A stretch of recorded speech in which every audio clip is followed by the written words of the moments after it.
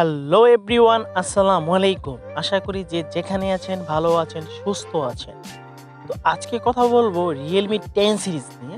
আপনারা জানেন গত ২৭ তারিখে অলরেডি চাইনিজ মার্কেটে এর তিনটি ভেরিয়েন্ট লঞ্চ হয়ে গেছে। Realme 10, 10 Pro, 10 Pro Plus। তো আজকে কথা বলবো 10 Pro Plus নিয়ে। এই ফোনটিতে ফুল স্পেসিফিকেশন, ফোনটিতে কি থাকছে এবং এই ফোনটি বাজেট অনুযায়ী কতটা ভ্যালু ফর মানি সবকিছুই আজকের ভিডিওতে থাকবে। তো চলুন শুরু করা যাক।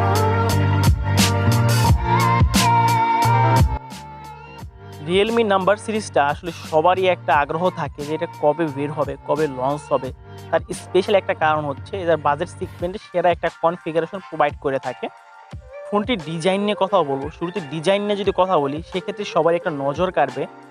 ব্যাক প্যানেলে গ্লোসির মতো লাগে এবং এটা ক্যামেরার প্যানেলটাও একদম ইউনিক একটা ডিজাইন করেছে। চলুন জেনে নিই সব কিছু। ফোনটির থিকনেস কিন্তু 7.8 মিলিমিটার এবং ওয়েট হচ্ছে 173 গ্রাম। ওভারঅল এই ফোনটা যখন আপনার হাতে নেবেন একটা প্রিমিয়াম লেভেলের লাগবে। এইখানে একটা কথা বলে রাখি, for the first time budget সেগমেন্টে রিয়েলমি এই ফোনটি কিন্তু আপনাকে প্রোভাইড করবে কার্ভ ডিসপ্লে। হ্যাঁ, এই ব্যাপারটা অনেক আকর্ষণীয়। ডিসপ্লে সাইজটা পেয়ে যাবেন 6.7 ইঞ্চি AMOLED প্যানেলের একটা ডিসপ্লে, যেটা রেজুলেশন হচ্ছে 1080x2412 এবং এর পিপিআই পেয়ে যাবেন 394।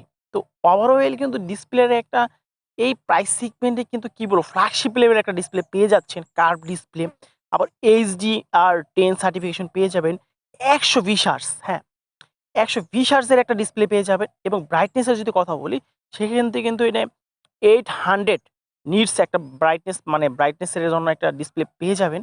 ওভারঅল ডিসপ্লে নিয়ে কোনো কমপ্লেন নাই, কারণ ডিসপ্লের এই প্রাইস সেগমেন্টে আমার কাছে মনে হচ্ছে সেরা একটা ডিসপ্লে। আপনাদের কাছে কেমন মনে হচ্ছে সেটা অবশ্যই কমেন্টে জানাবেন। Realme 10 Pro Plus এই ফোনটির ক্যামেরা সেগমেন্টে কথা বলার আগে আমি একটু এটার পারফরম্যান্স সম্পর্কে বলতে চাই।